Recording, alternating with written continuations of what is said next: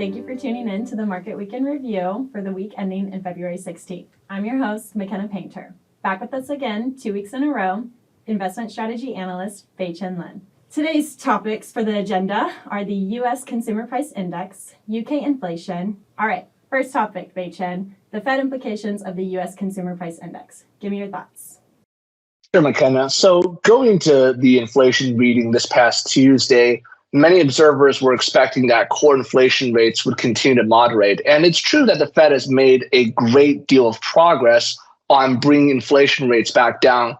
But one of the things that we've been emphasizing is that the path towards bringing inflation back down to 2% isn't necessarily going to be a linear one. It's going to be a path that could have twists and turns involved. And that's what we saw with this core CPI report. So we saw a core CPI rate come in at about 3.9% year over year, which was the same rate of increase in December. So in other words, core inflation rates didn't moderate further. They held at 3.9% year over year. And much of that miss was due to airfare and transportation, which tend to be, in our opinion, items that are a little bit more volatile and don't give us as much information about the path of future inflation rates. The other area where inflation was a little bit on the sticky side was in owner's equivalent rent.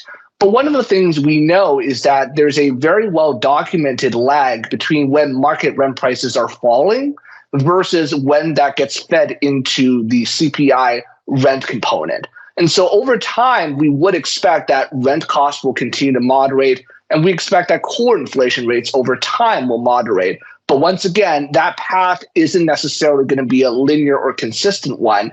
And when you were in an environment where the markets were already somewhat overbought, markets didn't react kindly to that CPI being hotter than expected, even if it was only a touch hotter than expectation. So markets sold off sharply in the aftermath of that CPI reading. They've since recovered a little bit, but what it does tell us is that one of the implications of a Federal Reserve that's very data dependent means that when we do get economic data, it can sometimes cause a little bit more volatility in the equity markets and also in the fixed income markets. Now, it's interesting when you mentioned Fed implications, because in the aftermath of that core CPI report, some people were wondering, well, does that mean the Fed has to push out the timing of the rate cuts even further? Going into the report, a lot of people were thinking, okay, the Fed might not cut in March. Powell was basically taking that off the table, but the Fed could potentially cut rates in May.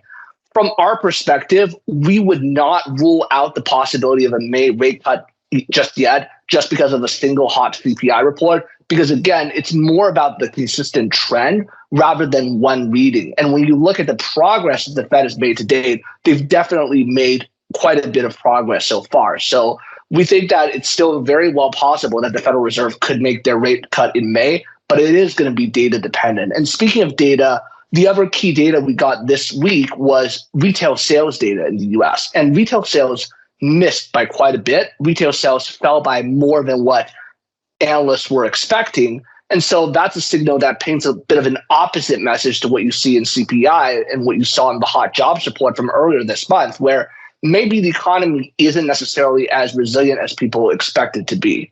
So when we talk about the US economy, it's a really tough thing to analyze because there's so many different indicators, and not all of these indicators are sending us the same message. And that's why when we talk about where we think the US economy is headed, we've taken down our estimate of recession risk from 55% down to about 40% now is our estimate of year ahead recession risk. But 40% is still elevated. And the reason why we have it at 40% is because we think there are still risks remaining, right? And I think when you look at the soft retail sales number, it's a good reminder that the economy is something that's hard to analyze right now. There's a lot of macroeconomic uncertainty, and it could very well be the case that even if some of the data points like the job creation numbers are strong now, that strength could moderate throughout the course of the year. And so once again, we would caution investors that there are still some risks remaining.